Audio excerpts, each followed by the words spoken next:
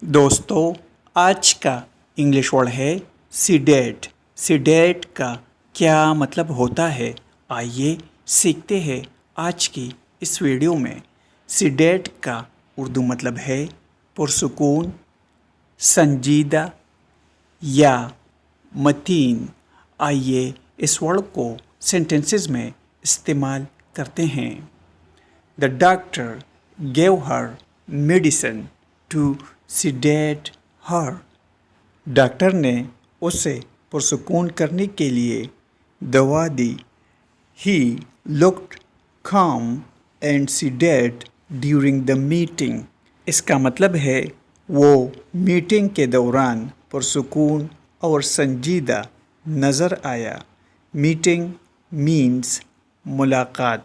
دوستو چینل کو سبسکرائب کریں اور ویڈیو کو لائک اور شیئر ضرور کریں۔